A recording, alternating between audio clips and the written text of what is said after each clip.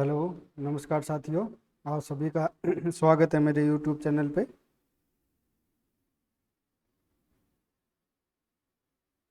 तो आज का हमारा जो चर्चा होगी वो चर्चा होगी कि जो प्रीवियस ईयर के क्वेश्चंस होते हैं वो एग्ज़ाम में किस प्रकार से हमारी हेल्प करते हैं। आज का हमारा पूरा टॉपिक ये होगा और आज से यानी कल की वीडियो से हम इसकी शुरुआत भी करेंगे प्रीवियस ईयर क्वेश्चंस की, कि इनको कैसे सॉल्व किया जाए और ये आने वाले वर्ष में जो एग्ज़ाम हो गए उसमें किस प्रकार से मदद करते हैं। जैसे कि आप सभी को ज्ञात होगा कि अभी हाल फिलहाल में आरपीएससी द्वारा वैकेंसीज निकाली गई है 2-3, जिसमें मुख्यतः अभी अभी अक्टूबर में जिसकी संभावित तारीख दी है वो दो एग्ज़ाम है। एक तो असिस्टेंट प्रोफेसर की और दूसरी एग्ज़ाम है वो है आरईएस की। तो बच्चे काफ़ी सालों से इनकी तैयारी कर रहे हैं, बहुत अच्छे से तैयारी कर रहे हैं, उनको सब कुछ आता भी है, लेकिन कुछ छोटी छोटी गलतियां होती है जिनकी वजह से वो एक दो नंबर से एक दो क्वेश्चन से पीछे रह जाते हैं। तो उन कमियों को कैसे पूरा किया जाए उनके ऊपर आज की हमारी पूरी चर्चा रहेगी। और धीरे धीरे हम पिछले वर्षों में जितने भी आरपीएससी ने क्वेश्चन पूछे हैं उनको सोल्व भी करेंगे। हमारा सोल्व करने का पर्पज ये नहीं है कि आपको जो क्वेश्चंस दे रखे हैं उनका आंसर आपको पता चल जाए। हमारे सॉल्व करने का पर्पज ये होगा कि हम कौन सी छोटी छोटी बातों का ध्यान रखें जिससे कि हम गलतियां कम से कम करें। ठीक है, तो आज से वही हम चर्चा स्टार्ट करेंगे। धीरे धीरे इन कक्षाओं में हम आगे बढ़ेंगे और ऐसे ही ये निरंतर कक्षाएं हमारी चलती रहेगी। तो इस वीडियो का ज़्यादा से ज़्यादा लाभ लेने के लिए और अपने दोस्तों को भी इसका लाभ दिलाने के लिए आप वीडियो को ज़्यादा से ज़्यादा शेयर करना, मेरे चैनल को सब्सक्राइब भी करना और कमेंट करके बताना कि इस वीडियो में और ज़्यादा क्या सुधार कर सकते हैं। और इस वीडियो में आपको मैं ज़्यादा सॉल्यूशन नहीं दूंगा, क्योंकि अगर आप असिस्टेंट प्रोफेसर का एग्ज़ाम दे रहे हैं तो इसका मतलब ये है कि आपने नेट तो क्लियर किया है। नेट क्लियर किया है तो आप जानते हैं कि क्या पढ़ना है क्या नहीं पढ़ना। आपने बुक वगैरह भी सारी पढ़ रखी है, आपको सब आता भी है। बस कुछ छोटी सी गलतियां जो कभी कभार ऐसा होता है कि हम पहचान नहीं पाते, तो उन गलतियों को बताने के लिए मैं ये वीडियो बना रहा हूँ और ये श्रृंखला हमारी चलती रहेगी। तो आप वीडियो को लास्ट तक ज़रूर देखना। तो चलिए अब चलते हैं हमारी इस वीडियो पे। तो किस तरह से हम पेपर को सॉल्व करेंगे, फैक्ट जो है वो आपको रटने ही पड़ेंगे और ये भी पता चलेगा साथ में कि किस तरह के क्वेश्चन हमसे ज़्यादा पूछे जाते हैं। कभी कभी क्या होता है कि हम मॉक टेस्ट लगा लेते हैं लेकिन जो प्रीवियस ईयर में जो क्वेश्चन आते हैं वो नहीं लगाते। तो उस चक्कर में हमें ये पता नहीं चलता कि जो एग्ज़ाम लेने वाली जो संस्था है वो किस तरह से प्रश्न पूछती है और हमें किस तरह से उसको सॉल्व करना चाहिए, किस तरह से तैयारी करनी चाहिए। हम बस आंख बंद करके तैयारी करना शुरू कर देते हैं, जो कि हमारी एक गलत अप्रोच है। इस तरह से हमें तैयारी नहीं करनी है। तो ये देखिए कुछ इस प्रकार से आज का हमारा जो पहला क्वेश्चन है वो ये है कि बनारस जो है, वाराणसी जो भारत के प्राचीनतम नगरों में से एक है के बारे में कौन सा कथन असत्य है। एक तो आप इसको याद रखना, जो ये आपको शब्द दिए हुए हैं कुछ, मैं आपको लिख देता हूँ। असत्य, असत्य। दूसरा सत्य नहीं है, सत्य नहीं है। या फिर आपको दिया होगा सही नहीं है।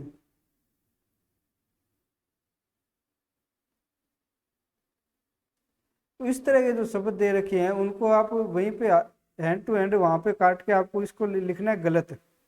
यहाँ पे लिख लेना आपको गलत, ऐसे काट के। तो इससे क्या है, कन्फ्यूजन दूर होता है। कभी कभी बच्चों को ये होता है कि असत्य पूछ रखे हैं, सत्य नहीं है, सही नहीं है, तो इसमें थोड़ा सा कन्फ्यूजन हो जाता है कि इसका आंसर कौन सा लगाना है। तो उसको काट कर ध्यान से पढ़ना। पहले तो क्या पूछ रखा है, उसमें पूछ रखा है सही है या सही नहीं है। ये क्या पूछ रखा है, इन दोनों में से सत्य नहीं है या सत्य है, इनमें से क्या पूछ रखा है। असत्य पूछ रखा है या सत्य पूछ रखा है। पहले तो आपको इन शब्दों को ध्यान से पढ़ने की पूछा गया है। उसके बाद अगर ऐसे दे रखा है असत्य है, सत्य नहीं है, सही नहीं है, उन शब्दों को काट के आपको लिखना है गलत। अब फिर उसके बाद फिर से पढ़ना, जैसे बनारस वाराणसी जो भारत के प्राचीनतम नगरों में से एक है के बारे में कौन सा कथन गलत है। अब हमें किसी प्रकार का कन्फ्यूजन नहीं रहेगा कि मैं क्या बताना है इसके बारे में, सही वाला बताना है या गलत वाला बताना है, कैसा बताना है। तो बहुत बार बहुत से बच्चों को ये दिक्कत रहती है, तो आप काट कर उसको गलत लिख लेना उस जगह। तो इसका आंसर क्या आएगा, बिंबिसार। 4 वाला इसका गलत है, क्योंकि बिंबिसार नहीं था, उसका पुत्र अजातशत्रु था, जिसने जो प्रसेनजित है उसके साथ युद्ध किया था अजातशत्रु ने। ठीक है, और ज़्यादा मैं डिटेल में आपको इसका आंसर नहीं बताऊंगा, क्योंकि आपने सब कुछ पढ़ रखा है, आपको पता है। ये बस हमारा मकसद है क्वेश्चन जो है उनको सॉल्व करने में हम जो गलतियां करते हैं वो कैसे करें।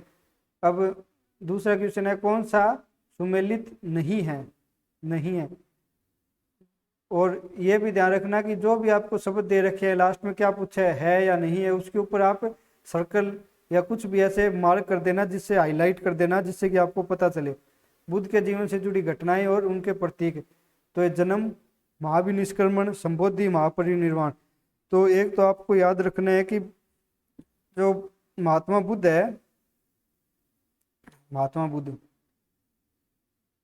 उनसे संबंधित जितनी भी टर्मिनोलॉजी है वो आपको याद रखनी है। इसका जैसे महाविनिष्क्रमण है, इसका मतलब क्या होता है, महापरिनिर्वाण है, इसका मतलब क्या होता है, संबोधि का मतलब क्या होता है, जन्म का तो आपको पता ही होगा वैसे। तो इसका जो आंसर आएगा वो होगा ऑप्शन 2, महाविनिष्क्रमण है, उसका जो प्रतीक है वो क्या होगा, वो होता था इसका असव।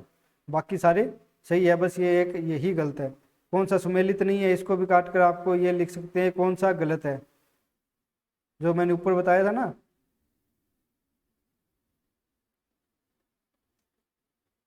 जो मैंने यहाँ पे बताया था कि ये आए, तो यहाँ पे ये भी लिख लेना कौन सा सुमेलित नहीं है। ठीक है, तो इसको भी काट के आप लिख लेना कौन सा गलत है। तो इससे कन्फ्यूजन आपका बहुत ज़्यादा दूर हो जाते हैं। अगर ऐसे करने से आपके 10 से 15 क्वेश्चन भी सही होते हैं तो उसमें कोई बुराई वाली बात नहीं है, कोई गलत बात नहीं है, ये बहुत अच्छी बात है आपके लिए। अब ये निम्नलिखित में कौन सा सही है,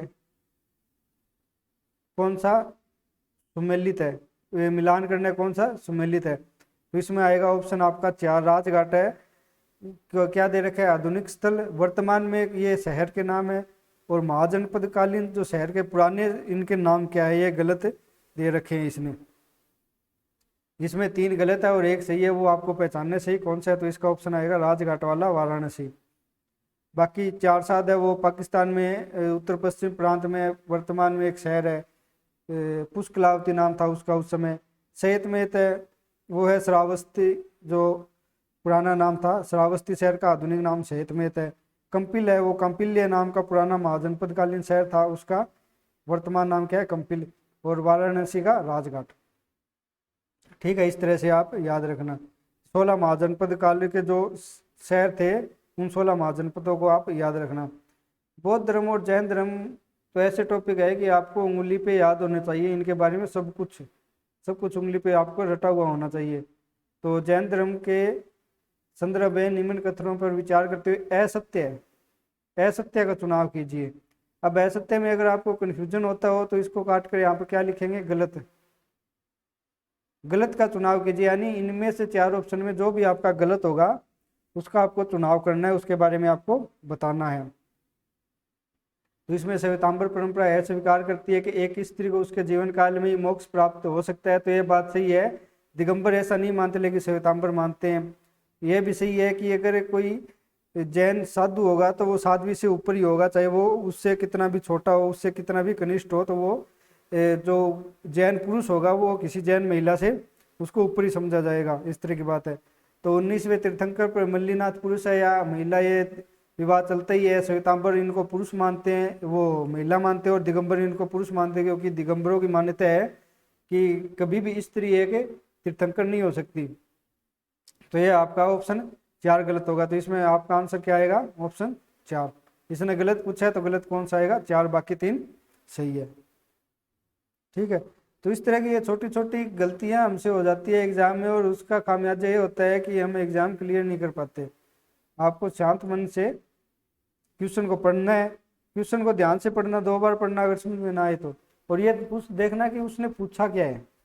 सबसे बड़ी बात यही होता है कि उसने पूछा क्या है। अब अगला क्वेश्चन है, महाजनपदकालीन आर्थिक जीवन के बारे में अधोलिखित कथनों को पढ़ें। इनको कथनों को पढ़ना है और सही कूट का चयन करना है। यानी इसने जो पूछा है केवल 1 सत्य है, केवल 2 सत्य है, न तो कथन एक और न ही कथन दो सत्य है। अब ये है, ये अगर आपको समझ में ना आए तो इसको लिख लेना, न तो कथन एक नहीं दो कथन दो सत्य है, मतलब दोनों कथन गलत है, दोनों गलत है। इस तरह से लिख लेना, जहाँ पे भी आपको कंफ्यूजन हो उसको काट कर अपनी सरल भाषा में उसको लिख लेना। और चौथा ऑप्शन है दोनों कथन सत्य है।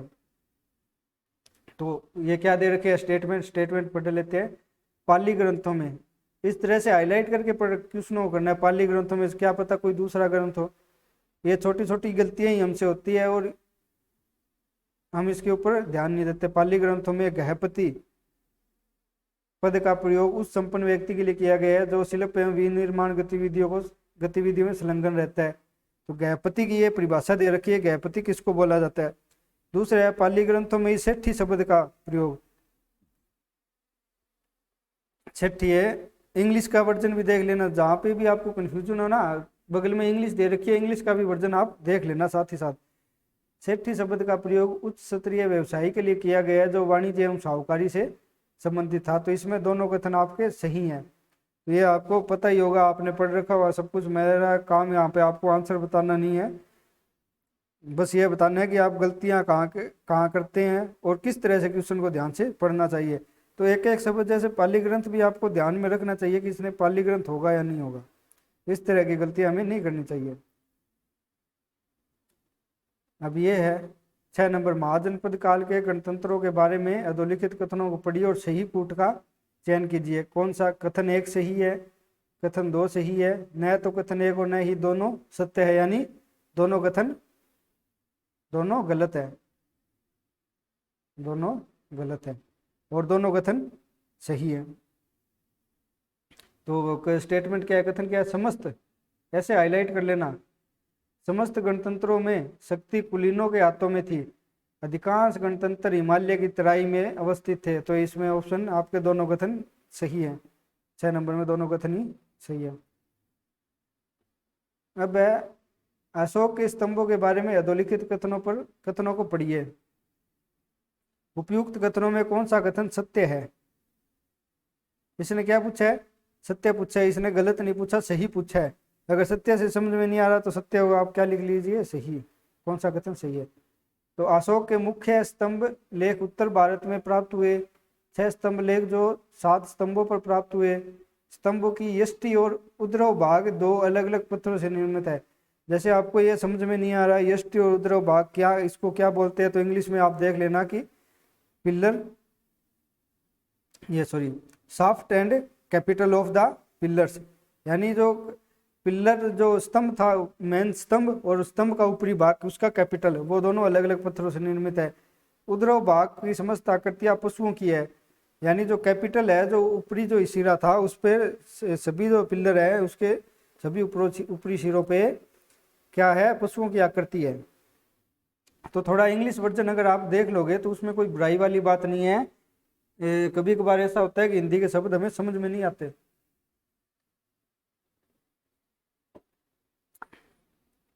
ठीक है, तो इसका आंसर होगा ऑप्शन 2, यानी कि ये ऑप्शन बी गलत होगा, बाकी तीनों सही है। और आप ये भी बताना है कि ये वीडियो देखने के बाद कि आपको क्या कुछ अलग महसूस हुआ इसके बाद, कि आपके सोल्व करने के तरीके में कुछ चेंज आया हो, इस तरह की कुछ बात हुई हो आपके साथ, तो वो भी बताना कि तरीका, अगर आपका नज़रिया बदला हो तो वो मुझे कमेंट करके ज़रूर बताना कि जी सर आपकी वीडियो देखने के बाद हमने हमारी अप्रोच में चेंज किया है और अब हम जो 2-4 क्वेश्चन गलत कर रहे थे जिनकी वजह से हमारा एग्ज़ाम रुक रहा था, तो वो अब गलतियाँ नहीं हो रही, वो हम क्वेश्चन सही कर पा रहे हैं। निम्न में कौन सा अशोक मौर्य द्वारा बौद्ध धर्म के प्रचारार्थ नहीं भेजा गया था। क्या लिखा गया है, नहीं। ऐसे हाईलाइट कर लेना इसको, जैसे भी हो आप पेन पेंसिल जो भी जिससे भी करो ऐसे हाईलाइट कर लेना, नहीं भेजा गया था, नहीं दे रखा है। ठीक है, तो ये होगा महिष, ये बिल्कुल फैक्चुअल क्वेश्चन है, ये आपको आने चाहिए, अगर ये नहीं आते तो तैयारी करने से कोई मतलब वाली बात नहीं है। अब अगला क्वेश्चन है, अधोलिखित कथनों को पढ़िए। उपयुक्त दोनों वक्तव्यों के संदर्भ में निम्नलिखित में कौन सा सही है, सही है पूछा इस बार इसने, सही है। ठीक है, इस पे ध्यान रखना। कथन और इसका स्पष्टीकरण, एक्सप्लेनेशन। कथन क्या दे रखा है, मौर्य राज्य एक अत्यंत केंद्रीकृत राज्य था। इसका एक्सप्लेनेशन दे रखा है कि विशाल मौर्य साम्राज्य प्रांतों में विभक्त था जो सामान्यतः राजकुमारों द्वारा शासित थे। ए और ई दोनों सही है, ए ई की सही व्याख्या करता है। ए और ई दोनों सही है परंतु ए की सही व्याख्या ई नहीं है। ए सही है, ई गलत है, ए गलत है, ई सही है। तो इस तरह के क्वेश्चन में आपको क्या करना है कि ऐसे क्वेश्चन में आपको सबसे पहले तो ये देखना है कि दोनों कथन सही है या एक गलत है। तो आपको सबसे पहले अगर ये पढ़ना कथन, अगर आपको लगे कि कथन एक सही है तो आपको सही कर देना। अगर उसके बाद आप ई पढ़ना, ई अगर आपको लगे कि सही है तो सही कर देना। फिर आपके क्या हो गए, दो जो ऑप्शन है वो हट गए, यानी दोनों आपके सही है। अब आपको ये देखना है कि ये इसकी व्याख्या करता है या नहीं करता ये। और उसके बाद जैसे अगर आपको लगे कि इसमें नहीं, कि एक कथन जो दे रखा है वो गलत दे रखा है, जैसे ये दे रखा हो यहाँ पे, मौर्य राज्य एक अत्यंत विकेंद्रीकृत राज्य था, केंद्रीकरण की जगह विकेंद्रीकरण, तो ये क्या हो गया, कथन ये अपना गलत हो गया। तो ये ऑप्शन आ गया हमारा, बिल्कुल ऑप्शन 4 आएगा इसमें। तो इसने दे रखे है कौन सा, केंद्रीकृत। तो सबसे पहले हमें देखना है कि जो दोनों स्टेटमेंट दे रखे हैं वो दोनों स्टेटमेंट सही है या नहीं है। अगर दोनों सही है तो ऑप्शन, ये 3 और 4 ऑप्शन जो होंगे वो तो अपने आप नेगलेक्ट हो जाएंगे, एलिमिनेट हो जाएंगे यहाँ से, बच गए 2 ऑप्शन। इसके बाद आपको देखना है कि ये इसकी व्याख्या कर रहा है या नहीं कर रहा है। इस तरह से इन क्वेश्चनों को सोल्व करना चाहिए जिससे आसानी से सोल्व हो जाएंगे। बहुत सारे बच्चे इनमें भी कंफ्यूज हो जाते हैं कि इनको कैसे सोल्व किया जाए। इस तरह के जो क्वेश्चन आते हैं कथन और स्पष्टीकरण वाले, कैसे करें इनको। तो इसका आएगा आंसर एक आएगा, ये दोनों कथन भी सही है और ये इसकी व्याख्या भी करता है।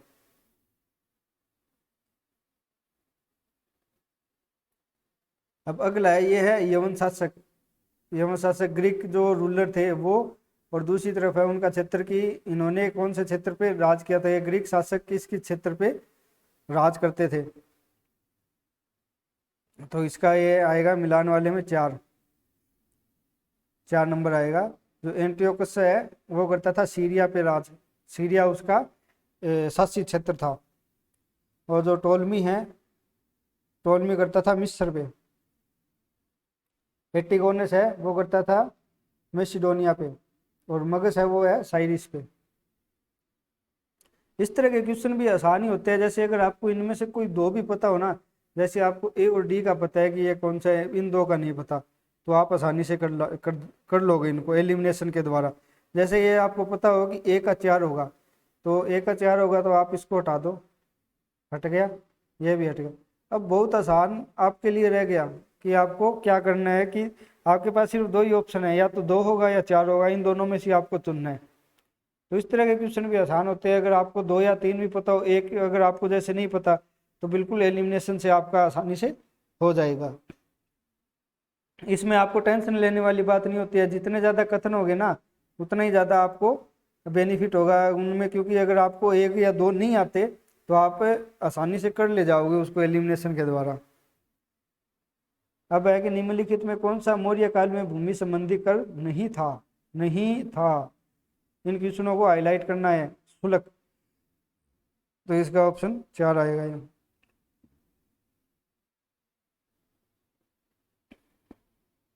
अब नेक्स्ट क्वेश्चन है क्वेश्चन नंबर 12 कि अरुणोदय यवने साकेतम अरुणोदय यवनो मध्यमिकाम। शुंग काल में यवन आक्रमण के बारे में यह उल्लेख किस ग्रंथ में मिलता है। तो इसका है महाभाष्य में। और ये भी नहीं है कि आपको सारे क्वेश्चन करने अनिवार्य है। अगर आपको कोई क्वेश्चन नहीं आता तो आपको पता होगा कि नेगेटिव मार्किंग है, तो करने कोई जरूरी नहीं है। जैसे कोई कुछ कुछ फैक्ट ऐसे होते हैं कि नहीं आते। अगर आपने ये जो वाला वाक्य है वो नहीं पढ़ा हुआ, अगर आपने कहीं नहीं पढ़ा, तो इस क्वेश्चन को छोड़ दो। ये भी आपको साथ ही साथ में सीखना है कि आप किन क्वेश्चनों को करो, किन को नहीं करो। अगर आपने ये नहीं पढ़ा कि ये किस बारे में है, अगर आपको थोड़ी बहुत भी ये चर्चा हो कि शुंग काल में यवन आक्रमण हुआ था, उसका लेख कहाँ पे मिलता है, अगर थोड़ी बहुत इसके आक्रमण आपने पढ़ा, महाभाष्य में मिलता है, तो कर सकते हो। अगर आपने बिल्कुल भी नहीं पढ़ा तो आप इसको छोड़ सकते हो, क्योंकि नेगेटिव मार्किंग आपकी है, नंबर माइनस में ही जाएंगे। इसको करने से कोई मतलब वाली बात नहीं है। जो क्वेश्चन नहीं आ रहे उनको छोड़ो, उनको करने में कोई मतलब वाली आपकी बात नहीं है। अब है यह है कि शक क्षत्रप रुद्रदामन की पुत्री का विवाह 7वां नरेश वशिष्ठ पुत्र पुलमावु से होना किस अभिलेख में सूचित करता है। तो किस अभिलेख में सूचित होता है विवाह होना? तो ये कनेरी अभिलेख आएगा। तो विशिष्ट पुत्र पुलमावी, यानी आपको सातवाहन, पीछे भी क्वेश्चन आ गए 2-3, हुन सातवाहन ये जो आए थे मौर्य के बाद, इनको आप पूरे ध्यान से पढ़ना अच्छे से, इनके ऊपर कुछ अच्छे क्वेश्चन आते हैं। अब है प्राचीन तक्षशिला नगर के बारे में निम्न कथनों के बारे में विचार करें, चिन्हित करें कौन से कथन सही नहीं है। ये मैं आपको बता रहा था कि अगर ये आए सही नहीं है तो इसको काट कर आपको क्या लिखना है, इसमें लिखना आपको गलत है। अब फिर से पढ़ो, प्राचीन तक्षशिला नगर के बारे में निम्न कथनों के बारे में विचार करें, चिन्हित करें कि कौन से कथन गलत हैं। अब आपको कंफ्यूजन नहीं रहेगा इसमें बिल्कुल भी, कि ABCD 4 आपको स्टेटमेंट दे रखे हैं, उसके बाद आपको कूट दे रखा है। और ये सबसे आसान क्वेश्चन लगते हैं मुझे, क्योंकि इनमें अगर आपको 2 या 3 पता हो, अगर एक स्टेटमेंट आपको नहीं पता हो तो आप कर क्वेश्चन को कर सकते हैं सोल्व, ज़्यादा दिक्कत वाली बात नहीं होती इसमें। जैसे प्राचीन काल में गांधार जनपद की राजधानी तक्षशिला थी, ये आपका ऑप्शन बिल्कुल सही है, लेकिन इसने क्या पूछा, गलत पूछा, तो गलत पूछा तो ये भी हट गया, ये भी हट गया। अब बच गए ऑप्शन 2 और ऑप्शन 3। ऑप्शन 2 में बी कॉमन है, तो बी तो हमें पढ़ने की जरूरत नहीं है, इसका मतलब बी तो गलत ही है। अब पढ़ने देखना है कि हमें सी गलत होगा या डी गलत होगा, इन दोनों में से कौन सा गलत होगा। तो ये आपने मौर्य के बारे में पढ़ रखा है, अशोक के बारे में पढ़ रखा है, मौर्य काल पढ़ रखा है, तक्षशिला के बारे में पढ़ रखा है, तो आप ये आसानी से कर जाएंगे। और आपने नेट क्लियर किया है, तो मुझे इतना तो कॉन्फिडेंस है ही आपके बारे में कि आपने ये पढ़ रखा है अच्छे से। अगला क्वेश्चन, नीचे दिए गए सातवां शासक को, इसका जो ऊपर वाले का जो 14 का आंसर होगा वो होगा आपका ऑप्शन 2। ऑप्शन बी और डी इसमें गलत होंगे, बाकी दोनों सही। नीचे दिए गए सातवां शासकों को सही कालक्रम में लिखिए। कालक्रम में लिखना है कि पहले कौन शासक आया था, उसके बाद कौन आया था। तो पहले सिमुक, उसके बाद सातकर्णी प्रथम, गौतमी पुत्र सातकर्णी, उसके बाद विशिष्ट पुत्र श्री पुलुमावी, ये इनका क्रम होगा DCBA। ठीक है, तो सातवां के ऊपर दूसरा या तीसरा क्वेश्चन आ गया, बहुत ज़्यादा इंपॉर्टेंट है, मतलब छोटा सा टॉपिक है सातवां का और इम्पोर्टेंट इतना। इससे हमें ये क्या पता चला कि हमें कौन से टॉपिक के ऊपर ज़्यादा फोकस करना है, किस टॉपिक से ज़्यादा क्वेश्चन पूछे जाते हैं। कभी कभार क्या होता है, ऐसा होता है कि हम कोई ऐसा टॉपिक पढ़ लेते हैं जिससे वो लेंथी भी होता है और क्वेश्चन भी उससे बहुत कम आते हैं, और उस टॉपिक को हम छोड़ भी देते हैं जो कि छोटा टॉपिक होगा और क्वेश्चन आने की संभावना उससे ज़्यादा होगी। ऐसी गलती हमसे क्यों होती है, क्योंकि हमने कभी PYQs नहीं देखे, प्रीवियस ईयर के क्वेश्चन है उनको कभी देखा नहीं, आंखों से निकाला नहीं, तो इस वजह से गलती होती है। हम बस मॉक टेस्ट लगाते हैं, मॉक टेस्ट के पीछे पड़ते हैं। ये अच्छी बात है, मॉक टेस्ट लगाने चाहिए, आपको पता चलेगा कि आपकी तैयारी कैसी है, लेकिन प्रीवियस ईयर से हमें ये पता चलेगा कि हमें क्या पढ़ना है, कैसे पढ़ना है, क्या तैयारी करनी है और गलतियां कहाँ नहीं करनी है, इसका पता चलेगा। बस अभी ये 2-3 क्वेश्चन और करेंगे, उसके बाद ये क्लास यहीं पे ख़त्म करेंगे। और इसके बाद आप रिव्यू जरूर देना कि आपको ये क्लास कैसी लगी, और चैनल को भी सब्सक्राइब करना और दोस्तों को भी बताना इस क्लास के बारे में आप। ठीक है, जो भी असिस्टेंट प्रोफेसर की या RPSC से संबंधित या कोई भी एग्जाम की तैयारी कर रहा है किसी भी तरह की, सबके लिए इम्पोर्टेंट है। इसमें आपको पता चलेगा क्वेश्चन के पैटर्न के बारे में। अब अगला क्वेश्चन, निम्न में कौन सा कथन सत्य नहीं है? सत्य नहीं है काट कर लिखो, गलत है। कौन सा कथन गलत है? पढ़ने में क्या होगा, आसानी होगी, कंफ्यूजन बिल्कुल भी नहीं होगा। ठीक है, तो अब दोबारा फिर से पढ़िए इसको। निम्न में कौन सा कथन गलत है, पहले क्या था, कौन सा कथन सही नहीं है, सत्य नहीं है, तो ऐसे थोड़ा वो कन्फ्यूजन सा रहता है। इसमें बिल्कुल भी कन्फ्यूजन नहीं होगा, निम्न में कौन सा कथन गलत है, तो इसमें जो भी गलत है आप पढ़ लेना और उसके बारे में बता देना। आपने पढ़ रखा होगा, अगर नहीं पढ़ रखा, बिल्कुल भी नहीं आता, आपने कनिष्क के बारे में कुछ भी नहीं पढ़ा, कुषाण शासन के बारे में, साम्राज्य के बारे में कुछ भी नहीं पढ़ा, तो आप इसको छोड़ देना, कोई दिक्कत वाली बात नहीं है। क्योंकि नेगेटिव मार्किंग भी आप साथ ही साथ में हर क्वेश्चन के बाद आप याद रखना इसको, इस बात को बिल्कुल मत बोलना कि हर क्वेश्चन के साथ आपका नेगेटिव मार्किंग भी जुड़ा हुआ है, गलत करने पे आपको इसकी सज़ा मिलेगी। तो अगर इंग्लिश में करना चाहो तो नॉट ट्रू की जगह कौन सा क्या लिख देना, रॉन्ग, रॉन्ग लिख देना, बस इतना सा करना है आपको।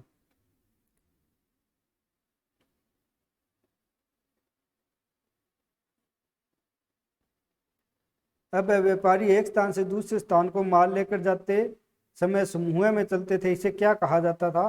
तो ये सारथ। इसमें एक याद रखना आप, ये जो इस तरह के क्वेश्चन है, जैसे अब ये आ गए 4 स्टेटमेंट आ गए, तो पुणितव्य, श्रेष्ठी, सार्थ, पौद्रिका, इसमें क्या हुआ, एक तो आपको दे दिया, ये परिभाषा इसकी एक की होगी, बाकी जो 3 बच गए वो आप गूगल करना या बुक से पढ़ना, अगर आपको याद है तो सबसे अच्छी बात है। और क्वेश्चन बैंक जब आप निकलवाओ, क्वेश्चन बैंक आपके पास हो, तो हैंड टू हैंड वहीं पे लिख लिया करो उसको। इस तरह से आपकी जो मेमोरी है वो भी अच्छी रहेगी और आपको याद भी ज़्यादा रहेंगे। अब जैसे इसने एक का तो दे दिया, इसने सार्थ का दे दिया कि सार्थ को ये सार्थ कहलाते हैं। अब आप गूगल पे सर्च करना पुणितव्य किसको बोलते हैं, श्रेष्ठी किसको बोलते हैं, उद्रिका किसको बोलते हैं, और यहीं पे इसके आगे जैसे डेस लगा के हल्का हल्का छोटे छोटे अक्षरों में लिख लेना, ये क्वेश्चन पेपर निकलवा के। आपके क्वेश्चन भी रेडी होते हैं इससे आगे वाले। भविष्य में जो क्वेश्चन पूछते हैं आरपीएससी कहाँ से पूछेगी, इन्हीं से पूछेगी। इस बार इसके बारे में पूछ लिया, अगली बार इसके बारे में पूछ लेगी। और दूसरा, ये जो प्राचीन काल में और मध्य काल में ये जो शब्द है, इनका अर्थ क्या होता है, इनको आप याद जरूर रखना। आगे भी बहुत सारे क्वेश्चन आएंगे, मैं दिखाऊंगा आपको इनका मतलब क्या होता है, तो इनको आप याद जरूर करना, एक जगह अलग जगह पे लिख के। अब ये देखो, ये बहुत आसान क्वेश्चन है। 18 नंबर है, एक तरफ तो मंदिर दे रखे हैं गुप्तकालीन, दूसरी तरफ दे रखे हैं स्थल। अगर आपको इनमें 1, 2 या 3 भी, कुछ जितने भी याद हो, जरूरी नहीं कि आपको 5 के 5 याद हो, 1, 2, 3 जितने भी याद हो तो आसानी से कर जाओगे। जैसे मुझे पता है कि दशावतार मंदिर ये है देवगढ़ में, ठीक है, तो एक का क्या होगा 5 होगा, एक का क्या होगा 5 होगा, ये नहीं होगा, ये नहीं होगा, ये नहीं, एक से ही मेरा हो गया। अब मुझे अगर नहीं पता, ये चारों भी नहीं पता, विष्णु मंदिर, शिव मंदिर, लक्ष्मण मंदिर, पार्वती मंदिर, तो मेरा तो क्वेश्चन सोल्व हो गया, ठीक है। तो ये हो गया, होता है एलिमिनेशन मेथड। अगर इसमें आपको ये मान लो कि जैसे आपको ए का नहीं पता, आपको बी का पता है कि बी का विष्णु मंदिर का तिगवा में है विष्णु मंदिर, तो आप 4 कर लेना आसानी से। फिर क्या होगा, आपको ये हट जाएगा और ये हट जाएगा। अब आपके 2 ऑप्शन बच गए, फिर आप इसको देखना, इसमें से कोई अगर आपको एक भी और पता हो तो आपका आसानी से हो जाएगा, कोई दिक्कत वाली बात नहीं है। तो इस तरह से बिल्कुल आसानी से क्वेश्चन, इस तरह के बहुत आसान क्वेश्चन, मैं सबसे आसान क्वेश्चन इन्हीं क्वेश्चनों को मानता हूँ जिसमें आपको ज़्यादा से ज़्यादा स्टेटमेंट दे रखे हों।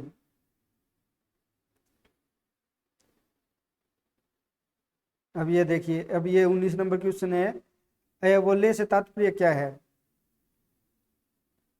तो इसका है दक्षिण भारत का पूर्व मध्यकालीन एक शक्तिशाली श्रेणी संगठन है, ठीक है। इसका ए वाले ये आपको दे दिया। अब आप ये देखो कि धातु का काम करने वाली जो श्रेणी है उसको क्या बोला जाता है? दक्षिण भारत की पूर्व मध्यकालीन ग्राम सभा जो होती है उसको क्या बोला जाता है? ब्राह्मणों की संस्था होती है उसको क्या बोला जाता है? यहीं पे एंड टू एंड यहीं पे लिख लो कि उसको क्या क्या बोला जाता है। आप गूगल करना, आपको पता है सबसे अच्छी बात, नहीं पता गूगल करना, आपके 4 क्वेश्चन तैयार हो गए, एक क्वेश्चन से 4 क्वेश्चन तैयार हो गए PYQ से। इस तरह से इनको सोल्व करना चाहिए, ये नहीं है कि बस जैसे लगा लिए या तो लगाए नहीं या लगा लिए, तो ऐसा कुछ नहीं करना आप। अब स्कंदगुप्त की हुण विजय का उल्लेख किस स्रोत से प्राप्त नहीं होता? इसको आप हाईलाइट करना है कि आप पूछे नहीं होता, तो इसका जाएगा आर्य मंजूश्री मूल क्लब से। इसके बारे में, स्कंदगुप्त के बारे में हुण विजय जो की थी उसकी जानकारी हमें प्राप्त नहीं होती। बाकी अभी जैसे भित्रीय अभिलेख दे रखा है, ये दे रखा है, कथा सरित सागर दे रखा है, ये दे रखा है, तो इनको आप क्या करना, थोड़ा थोड़ा गूगल करना और इनके बारे में 2 लाइन 3 लाइन यहीं पे लिख लेना कि ये किसने रची लिखी थी और इस इनका जो मुख्य उद्देश्य था वो क्या था, यानी किस विषय के बारे में ये लिखी गई थी, किस शासक के ऊपर ये लिखी गई थी, और इनके जो रचयिता हैं वो कौन है, इनके बारे में लिख लेना। आपके एक क्वेश्चन से कितने क्वेश्चन तैयार हो गए? 4 क्वेश्चन तैयार हो गए। तो ये हमारा मकसद था आज का कि ये जो क्लास है क्यों इम्पोर्टेंट है। जैसा कि मैंने स्टार्टिंग में बताया कि ये क्लास में PYQ इसलिए नहीं ले रहा कि आपको मैं आंसर बता सकूं कि इस क्वेश्चन के आंसर क्या हो गए, बल्कि मैं ये इसलिए ले रहा हूँ कि आपको ये पता चले कि ठीक है, हम जो गलतियाँ करते हैं छोटी छोटी, जिससे हम 2-4 क्वेश्चन से रह जाते हैं, वो हमारे सही हो जाए। और साथ ही साथ इसका दूसरा फायदा क्या होगा, जो मैं स्टेटमेंट दे रखे हैं उनके बारे में एक क्वेश्चन से हमारे 4 क्वेश्चन भी तैयार हो रहे हैं। जैसे मैंने 2-3 अभी बताए ना पीछे, जैसे 4 हिस्से हो गए, 4 हिस्से हो गए। पहले जो एक शब्द आया था श्रेष्ठी सार्थ, वो आए थे, उससे तैयार हो गए। तो इस तरह से हमारे क्वेश्चन भी ज़्यादा तैयार होते हैं। तो ये वीडियो आपको कैसी लगी कमेंट करके ज़रूर बताना, और वीडियो को ज़्यादा से ज़्यादा शेयर करना ताकि सबको इसका फ़ायदा मिल सके। तो आप सभी लोगों का बहुत बहुत धन्यवाद। Bye, thank you.